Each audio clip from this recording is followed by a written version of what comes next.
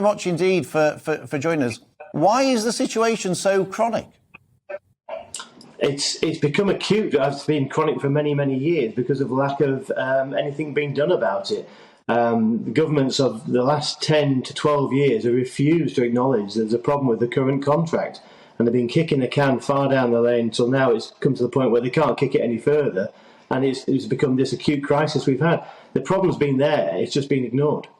So what is the problem with the contract? What does the government need to do, or NHS England need to do, in order to sort it out? Well, the contract is limiting the budget that can be spent on NHS dentistry. Therefore, once you've hit your targets, you can't see any more patients. And the funding was only for 50-odd% of the population anyway, so it's never been accessible to all.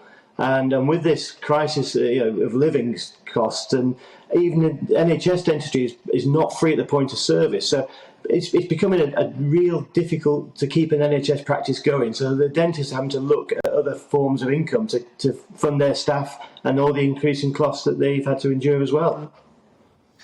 So the situation's been a long time in the making. It's become acute. What's made it so acute? Is it the COVID lockdowns? Has that made the problem even worse? It's like the perfect storm, the combination of factors. The contract that was withering on the vine has been actually killed off by a few factors. Brexit being one, unfortunately, a lot of dentists were supporting the NHS were from the EU, and they've gone home now, as it were.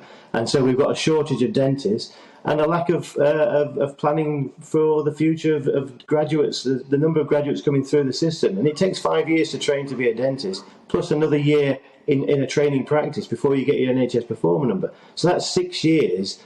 And then the dental schools are full because they've closed them down over the past 20-odd years. So it's a lack of foresight, which is not unusual for this government, is it? Let's be honest. So, the figures from the survey showed that 90% of dental practices are not accepting new adult patients, 80% are not accepting new children as patients, and in a third of the country, no NHS dentists are taking new patients at all. Are you able to take new patients at the moment? Is your list closed? We've got a waiting list that we can add names to, but it is growing, not shrinking.